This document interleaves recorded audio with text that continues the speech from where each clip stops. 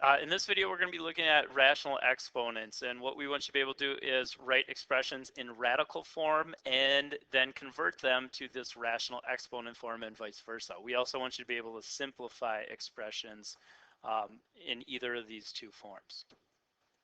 The first one on your sheet asks you to simplify what is b to the 1/2 power squared. Well, from our exponent properties, we know, even though we haven't really seen fractions before, we know when we have a power to another power, we should multiply our exponents together. So what do we get if we take 1/2 times 2? Well, half of 2 equals 1.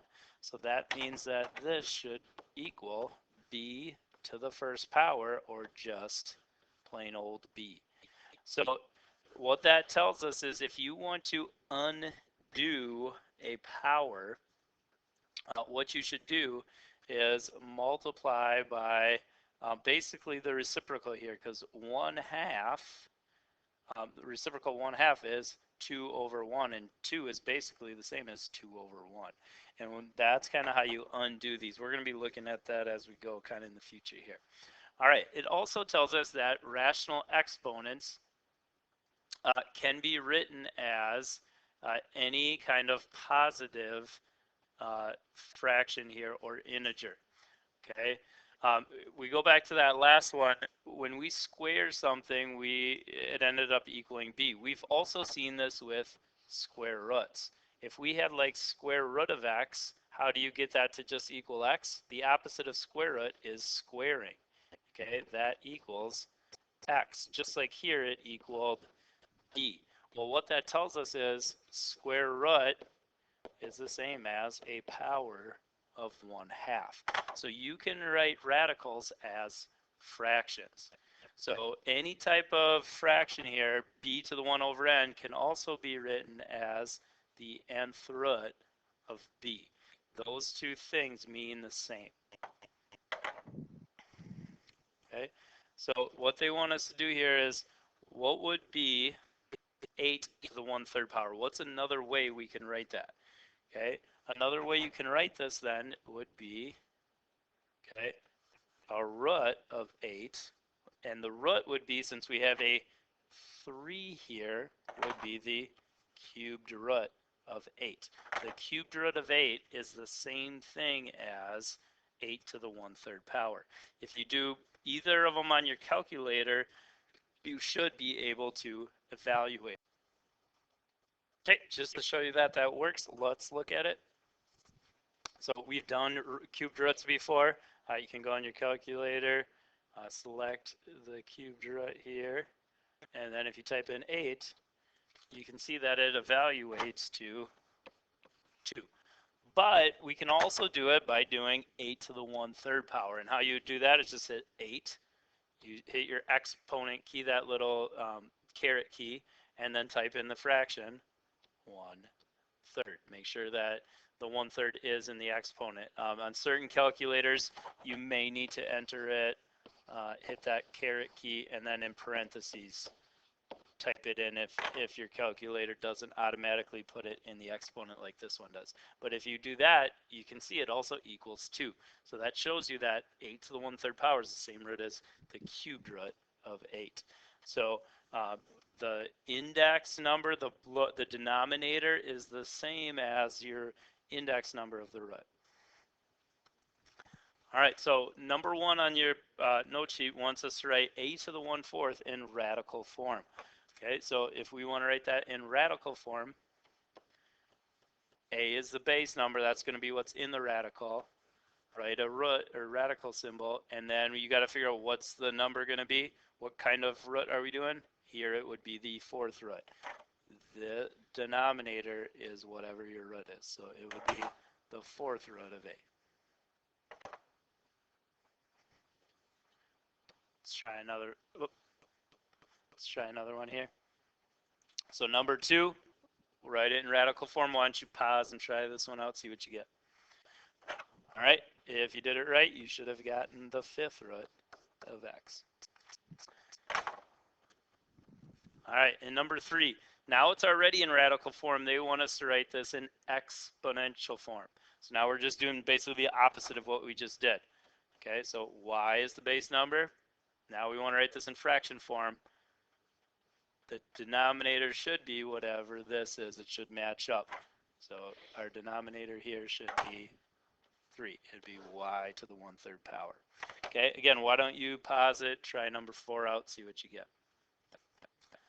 All right, on this one, this would be, since it's negative, okay, you want to make sure you make it positive first. So to make it positive, you'd move it down into the denominator, and then 16 to the 1/4 power would be the same as the 4th root of 16. And 4th root of 16 we can actually do. 4th root of 16, if you do it on your calculator, it should give you 2.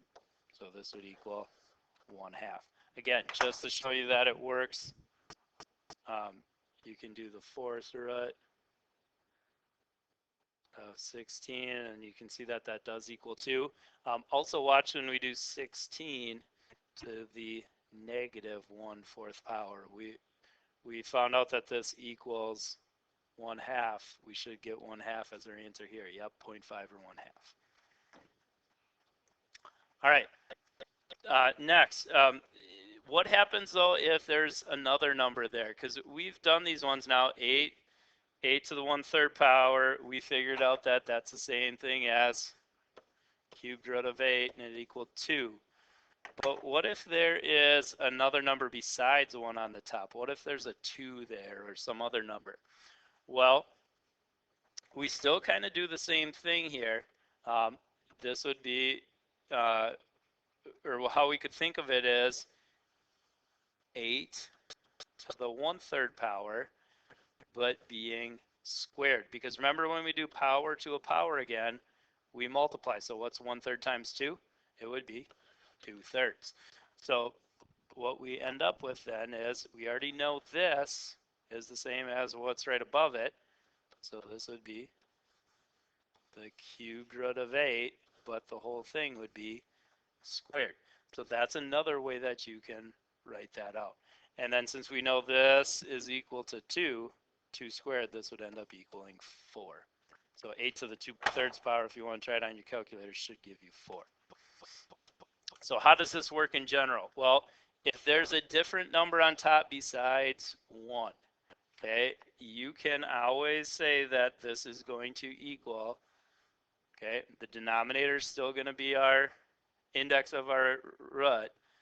B is still going to be in here, but then M is what you're taking the power to. Or another way you could think of this is the nth root of B to the M power.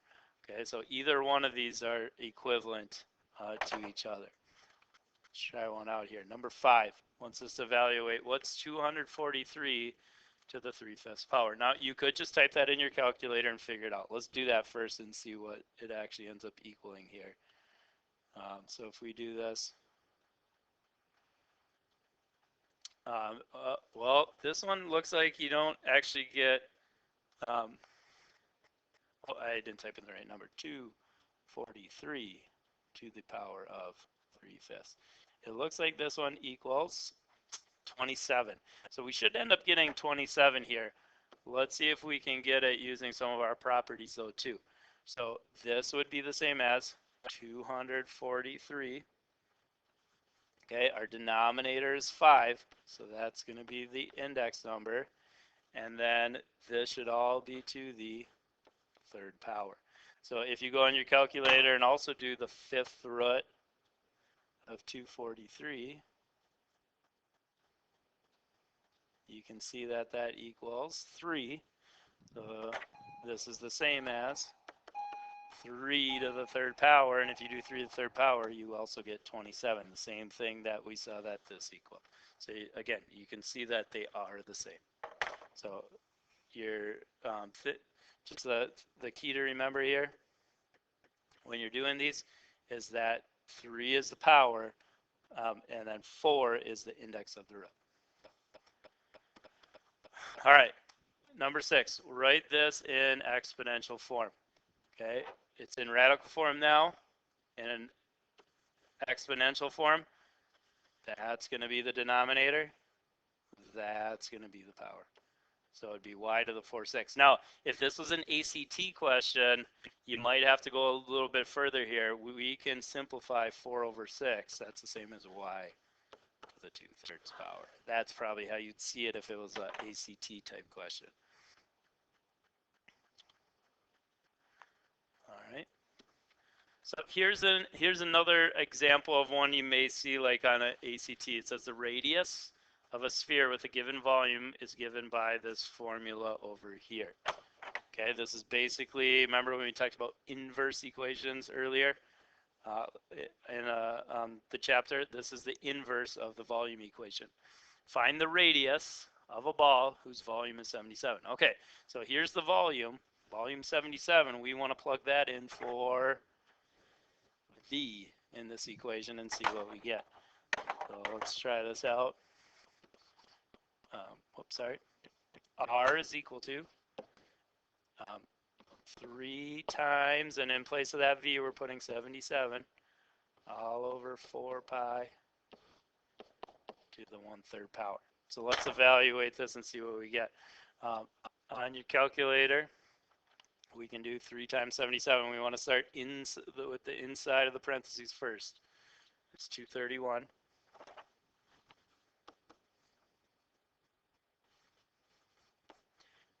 Over 4 pi. And then it's to the 1/3 power. Now you can either type it in as 1/3 power, that's not a problem, or we also know 1/3 would be the same as the cubed root. So you could do it either way, either type it in as a power of 1/3 or cubed root. They're both the same. Okay, so on the calculator, I'm going to do it as cubed root here. It doesn't really matter. Cubed root of 231 divided by 4 pi. Now you got to be careful here. 4 pi. We want that evaluated first before we divide. If you just type 4 pi in like this, you will get the wrong answer. This will give you the incorrect answer because it will only divide by 4 and then times by pi. Since we want that all evaluated at once, we need a parentheses in there, 4 times pi.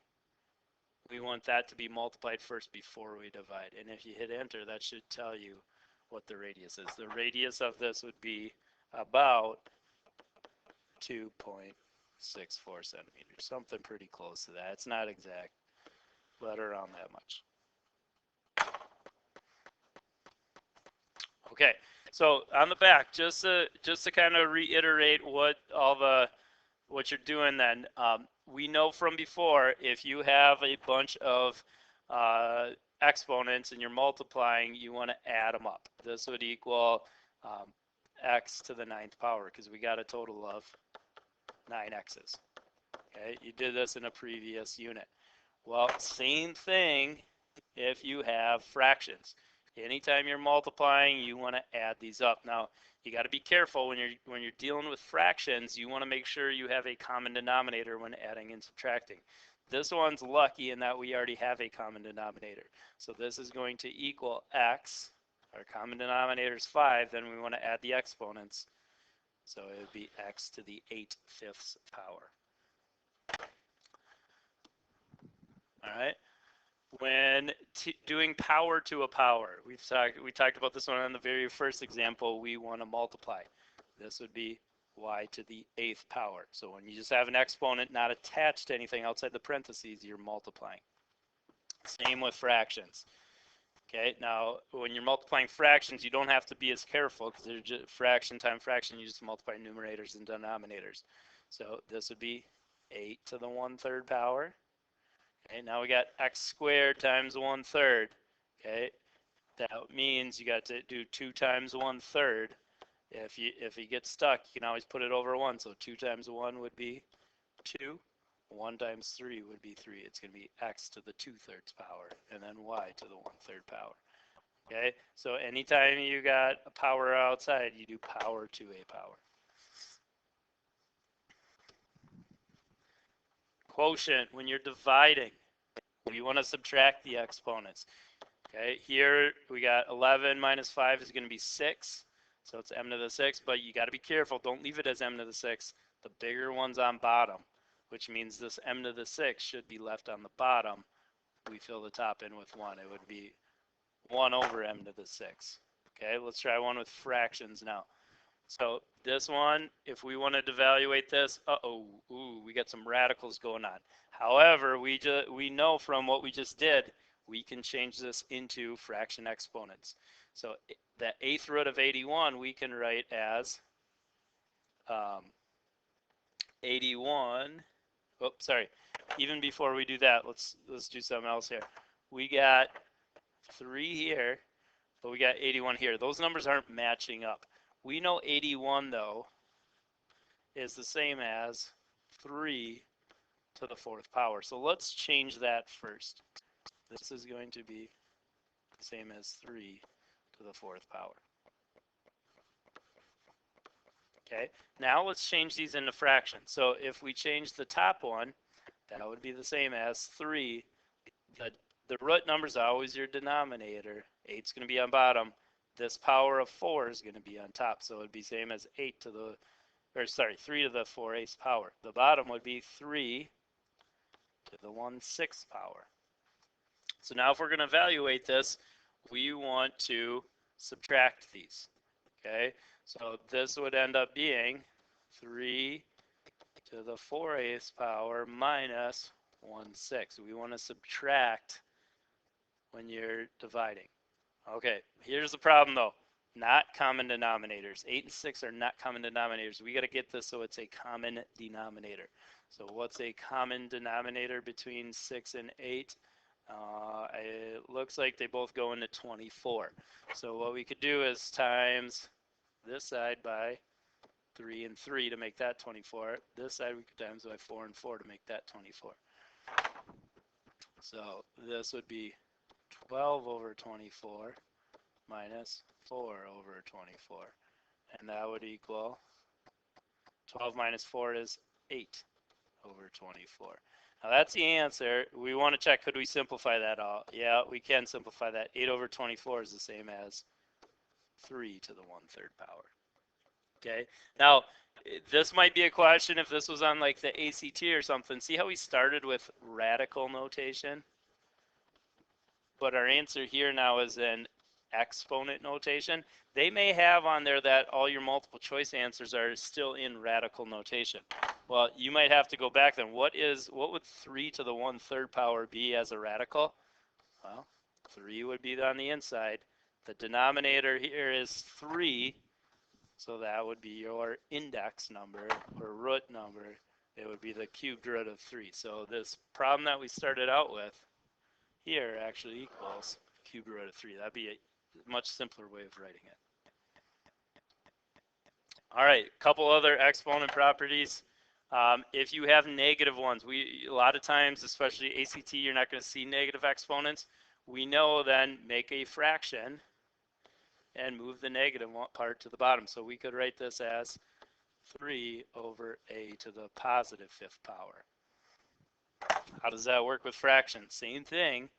You just move it. So if it's negative on bottom, move it to the other side of the fraction. And now it's r to the positive 4/5 power. Now, since nothing's left on bottom, you can put a 1 there. And when it's denominator, you don't really need to put it at all. If the denominator is 1, you could just write this as r to the 4/5 power. All right. So just to kind of summarize all this stuff, usually what you're going to see, especially ACT, is that you don't usually have a radical, a fraction, as we'll talk about in an upcoming chapter, and nor negative exponents on the bottom. Usually you're not going to see those things on the bottom of a fraction. Okay, it's not that you can't have them. Usually it's just kind of etiquette to not have them on the bottom. ACT, usually the answers don't have these things in the denominator. Okay, so last thing, we're just going to try a few more of these simplifying ones, kind of summarize it all up, see what you come up with. They want us to simplify what's the cubed root of 16x to the fourth power. Okay, well, let's change it. Let's change that to the fraction notation that we just talked about. So the cubed root would be the same as 16x to the fourth. We know that's the same as a power of 1/3. And so if we take, now we got powers in on the outside. When we do power to power, we multiply. So this would be 16 to the 1/3 power. Now we want to multiply these two together. 4 times 1/3 would be 4/3. Okay. If you want to go a step farther and try and see what the 16 to the 1/3 power is, you can. I don't know that that does simplify though. So that would be another way you could write that answer. Okay, let's look at the next one, number 17. Let's start by changing them to fractions again. So this would be 2 to the 1/3 power on top. On the bottom, it'd be 2 to the 1/4 power. When we're dividing, we want to subtract the exponents. So we want to take what's 1/3 minus 4/3.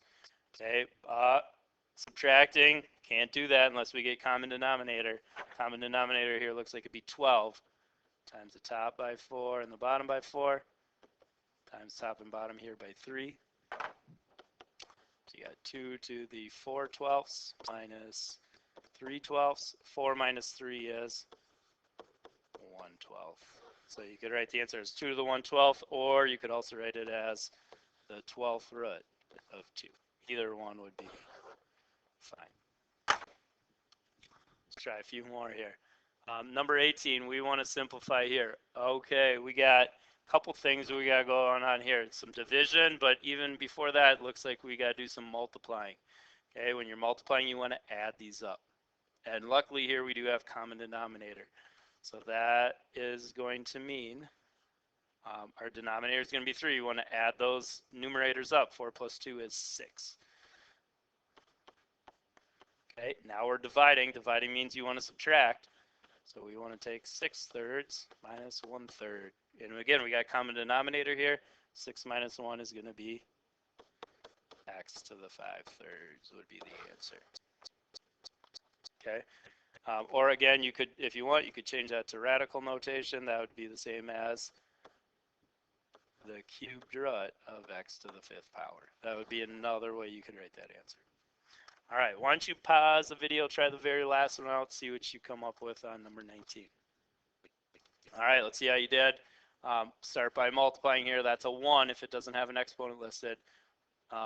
You want to add those up. That's going to be y to the 3rd over y to the 1/2. Now you got to subtract these because you're dividing. What's 3 minus 1/2? Well, it's going to be 2 1/2. You might want to write that though as a nicer fraction here. So we could get a common denominator of 2 by timesing by 2 over 2. So that's the same as 6/2 minus 1/2, which would be y to the 5/2 would be the answer. Or you could also write that as the square root of y to the 5th would also be the answer. Either one of those would work. All right, try some of these out on the practice.